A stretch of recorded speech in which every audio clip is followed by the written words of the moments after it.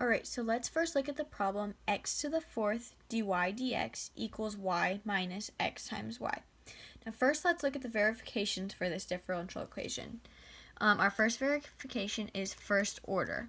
We know that it is first order because we just have dy dx. We don't have dy dx to a higher order, so that's first order. So we're good there. Now let's look at the linearity of this problem. It is a linear because our y's are only to the power of 1. There's no squares, there's no cubes, so we can check mark that off. And let's look at the homogeneous form of this equation. We know that it's homogeneous because we have no standalone x's and there's no standalone constants or anything like that. So we know that it is homogeneous. Alright, so now looking at this, it doesn't directly look like a variable separable method can be used. However, if we do one slight factoring with the y's, we can very easily use variable separable method. So on that right side, we have a y in both terms, and we can factor that out. So when we factor that out, we're left with y times 1 minus x.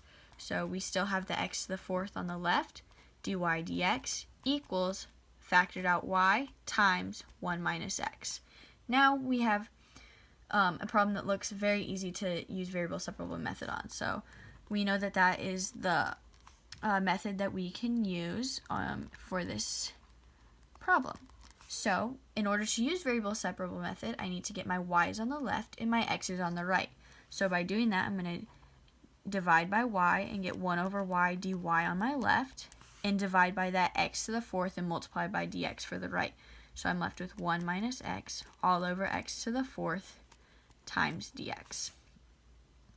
So from here, I'm going to clean up that right side into two terms so that it's easier to integrate. So I'm going to keep the 1 over y dy on the left equals, that's going to reduce to x to the negative fourth and minus x to the negative 3 dx still.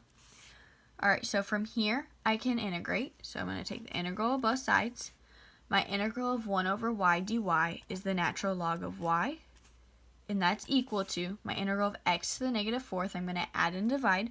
So I'm going to get x to the negative 3 divided by negative 3 minus, when I add and divide, I'll get x to the negative 2.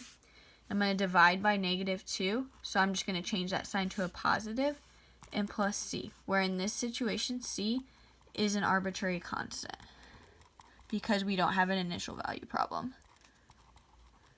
So that is how you solve this differential equation using the variable separable method.